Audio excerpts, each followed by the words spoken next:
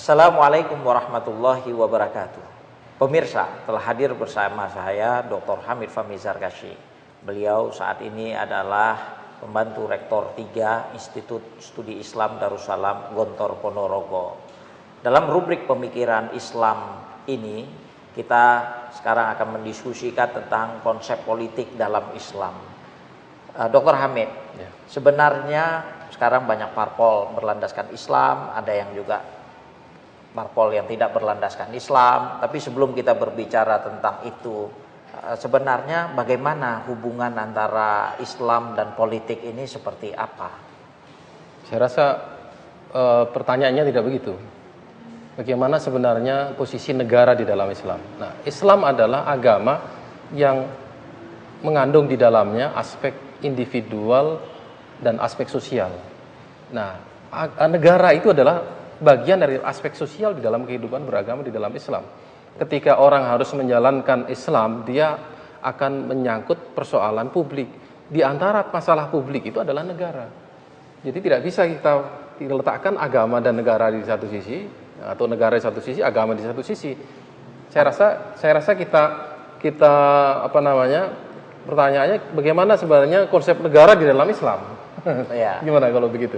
Iya, jadi artinya negara itu berarti terkait erat dengan sangat terkait. Agama. Tidak ada pemisahan. Tidak bisa dipisahkan. Ya. Nah, tapi kenyataannya kan ada misalnya yang menyebutkan ya seperti Islam yes, Partai Islam no ya. Itu apakah bukan berarti sebuah bentuk pemisahan, ingin memisahkan ya? Saya rasa itu satu dikotomi yang saya rasa ada bau-bau sekulernya. Ya. Sebab ketika orang berpolitik tidak ada agama di situ, tidak ada Islam di situ. Ketika orang berislam tidak ada politik di situ. Ini menurut saya dikotomi yang perlu dihilangkan. Menurut saya Islam yes, Partai Islam yes. Artinya sekarang ini orang-orang Islam yang katakanlah tidak mengaku bahwa dia partainya tidak berbasis Islam, tapi pada saat dia berkumpul dia mempunyai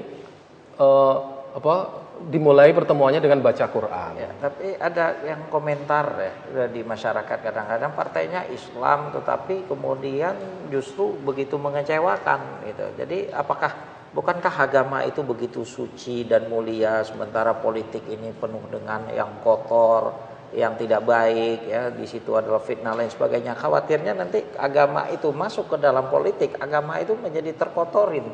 Saya kira bukan salah di politiknya. Politik memang begitu dan kita hidup di zaman ketika politik itu sudah tidak ada warna agamanya kan. Ya. Nah, sekarang persoalannya bagaimana orang Islam yang berjuang pada ranah politik ini bisa mempertahankan keislamannya, bisa mempertahankan moralitasnya, integritasnya, kemudian komitmen terhadap agamanya. Ini menjadi tantangannya. Nah, kalau dia berpolitik dan tidak bisa mempertahankan itu, lebih baik tidak berpolitik. Sebab politik dalam Islam itu adalah mulia. Ini jadi masalah ya. Jadi kalau agama tadi tidak dibawa kepada politik, berarti politik itu akan semakin kotor. Semakin kotor. Harusnya politik itu yang dibersihkan dengan integritas tadi. Artinya tadi berarti kan sebenarnya hubungan antara agama dengan politik tadi berarti agamanya yang harus menjadi dasar gitu ya. Sementara politik itu seperti sebuah dakwah begitu ya, bukan jadi tujuan. Politik kan sebenarnya alat untuk meraih kekuasaan kan ya. Tetapi ketika dia harus meraih kekuasaan itu, dia tetap harus membawa identitas dia seorang yang beragama Islam, seorang Muslim. Nah, dalam doktrin Islam kan bahwa hidup ini adalah harus berdasarkan kepada iman, ilmu dan amal. Ketika amal orang itu tidak berdasarkan ilmu pengetahuan, berarti kan akhlaknya dia tidak bisa sesuai dengan Islam. Ya, jadi berpolitik tadi itu sebenarnya adalah berdakwah melalui politik ya. Tidak menjadikan politik itu atau kekuasaan itu semata-mata hanya untuk tujuan kekuasaan saja, tapi sebenarnya hanya menjadi bagian daripada dakwahnya gitu ya. Berdakwah atau untuk sesuatu yang lebih baik lagi, yaitu kemakmuran umat, kemudian kebaikan kepada Islam itu sendiri. Betul. Jadi kita harus kaitkan politik itu dengan sebuah tujuan untuk mensejahterakan masyarakat. Nah, sekarang persoalannya, ada nggak partai politik itu, konsep partai politik itu konsep mensejahterakan masyarakat? Sekarang ini yang ada adalah bagaimana partai politik itu meraih suara yang sebanyak-banyaknya. Nah, ini yang saya lihat ada sebuah proses sekularisasi partai politik. Dari sebuah tujuan yang mulia untuk mencapai kekuasaan, artinya untuk meraih pemimpin, dan pemimpin itu akan mengatur masyarakat dan mensejahterakan masyarakat. Sekarang ini terbalik. Pemimpin untuk menjadi pemimpin, selesai. Ya, jadi politik itu menjadi lebih sempit, artinya Menjadi meraih kursi, memiliki orang-orang yang di situ, kemudian di Mempertahankan kursi. mempertahankan kekuasaan yang ada di situ, dan tidak kembali lagi kepada tujuan yang Tujuannya semula itu adalah untuk dakwah itu Nah, tadi. di situ. Nah, sekarang pertanyaannya, apa sebenarnya yang diperbuat oleh partai politik selain untuk memenangkan pemilu? Ini pertanyaan bagi kita semuanya. Sebab kalau lembaga pendidikan itu adalah mendidik anak-anak supaya menjadi orang-orang baik, warga negara yang baik, seorang muslim yang baik, partai politik mendidik apa? Mendidik masyarakat untuk berpolitik yang baik, atau untuk mendidik masyarakat supaya menjadi pemilih-pemilih di masa yang akan datang ketika pemilu datang? Ini yang ada bau-bau sekulernya tuh di situ. Ya, harusnya juga parpol kalau begitu dia mempunyai keprihatinan ya terhadap persoalan umat, bukan hanya terkait dengan politik saja, tetapi harusnya memiliki implikasi kepada kesejahteraan umat, ketakwaan dan keimanan umat ya. Juga ikut menjaga sebenarnya umat daripada kerusakan moral dan lainnya begitu. Saya kira lebih luas dari itu. Jadi mensejahterakan di sini pengertiannya adalah sejahtera lahir dan batin ya. Artinya secara ekonomi disejahterakan, tetapi secara lahir batiniah juga disejahterakan. Nah, sekarang ini coba kita lihat kampanye-kampanye politik itu adalah kampanye-kampanye untuk kesejahteraan yang sifatnya materialistik. Tidak ada orang yang berjanji insya Allah nanti sejahtera lahir dan batin, tidak pernah kita dengar itu. Jadi sejahteranya ekonomi, pertumbuhan ekonomi, pertumbuhan pendapatan, lapangan kerja dan lain sebagainya. Tidak pernah orang berbicara secara spiritual. Ini kan kriteria yang biasa didengungkan atau yang dijadikan calon itu biasanya kan kalau memiliki tingkat popularitas yang tinggi gitu ya, elektabilitas gitu ya, atau juga kapasitas, tapi tidak memperhitungkan bagaimana sebenarnya akhlaknya, dan itu yang kadang-kadang kasus itu muncul ya, bagaimana banyak sekali contoh kasus anggota dewan baik itu dalam legislatif atau yudikatif atau eksekutif yang pada akhirnya jatuh karena persoalan-persoalan akhlak tadi itu apakah juga karena tadi itu jadi politik itu dipandang hanya sebatas untuk meraih kekuasaan tanpa atau popularitas, tapi tidak memperhitungkan juga tadi nilai-nilai akhlak dan kalau kita kembali kepada kriteria pemimpin dalam Islam itu menurut Nabi, menurut Rasulullah, di zaman beliau itu kan beliau memilih sahabat untuk menjadi gubernur ataupun pejabat yang mempunyai kemampuan untuk menjadi pemimpin. Dan ada sahabat seperti misalnya Abu Hurairah itu tidak diberi kepercayaan untuk memimpin, sebab orang ini memang tidak mempunyai kredibilitas sebagai pemimpin. Nah, ini ada kriteria, artinya bahwa kembali kepada Al-Quran, wa'adallahu alladhina amanu wa amilus solihat an yastakhlifannahum kama istakhlafal ladhina min qablihim. Jadi Allah itu akan memberi kepemimpinan kepada orang yang beriman dan mempunyai amal yang baik. Artinya di sini memanage ya, kalau ditafsirkan itu bisa memanage masyarakat ya, bukan hanya sekedar berilmu. Nah, di sini kita perlu orang yang tidak saja mempunyai keimanan yang kuat, tetapi juga mempunyai kemampuan untuk memanage atau memimpin umat. Nah, di situ kriterianya. Jadi tidak seperti yang sekarang ini ya, itu hanya kepada itu popularitas, sudah tidak ada kemampuan, popularitas, ilmu juga tidak ada.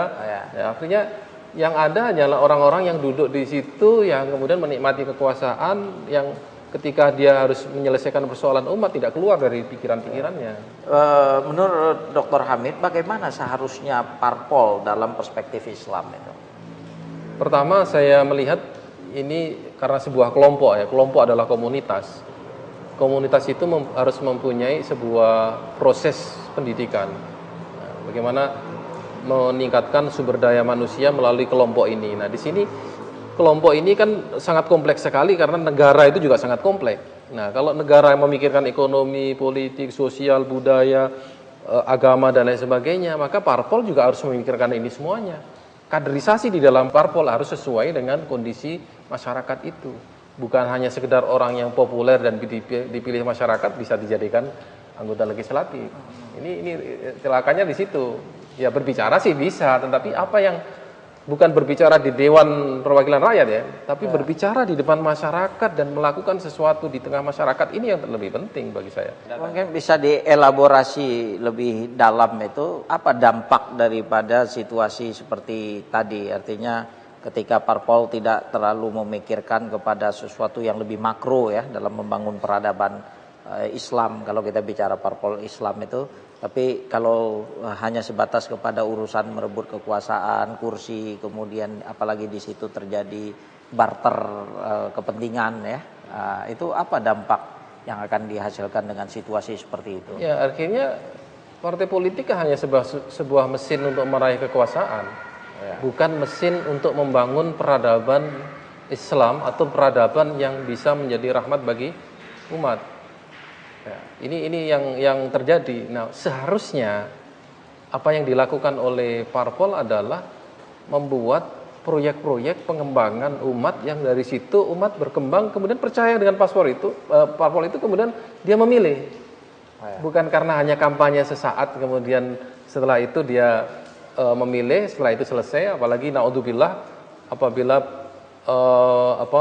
pemilihan itu berdasarkan kepada uang. Nah, itu sudah tidak siap lagi. Pemirsa, demikian perbincangan kita pada hari ini, bahwasanya dalam Islam itu negara tidak terlepas daripada juga aturan-aturan agama. Parpol yang ada, terutama parpol Islam, tidak begitu sempit hanya untuk memfokuskan kepada bagaimana meraih kekuasaan demi kekuasaan itu sendiri, bagaimana kemudian melakukan kaderisasi hanya sebatas untuk meraih kekuasaan politik, tapi terlepas atau tidak juga mau untuk terlibat membangun sesuatu yang lebih luas, membangun peradaban Islam, tidak menjadikan parpol itu sebagai sarana dakwah untuk membuat sebagaimana tadi diungkapkan oleh Dr. Hamid, menyejahterakan umat, memberi kemakmuran kepada masyarakat, lahir dan batin, tetap berintegritas, memiliki akhlak mulia, moral yang tinggi, dan mempunyai kepribadian yang kuat dalam berpolitik, dan membawa agama tetap menjadi dasar, dan menjadikan politik sebagai bagian daripada dakwah, bukan politik untuk politik, tapi politik untuk menyebarkan nilai-nilai Islam di tengah masyarakat, membuat nilai-nilai Islam itu berlaku di tengah masyarakat melalui kekuasaan yang diraih. Demikian perbincangan kita pada hari ini bersama Dr. Hamid Fahmi Zarkashi tentang bagaimana politik seharusnya di dalam perspektif Islam. Terima kasih. Saya Adnin Armas, host untuk acara Pemikiran Islam. Assalamualaikum warahmatullahi wabarakatuh.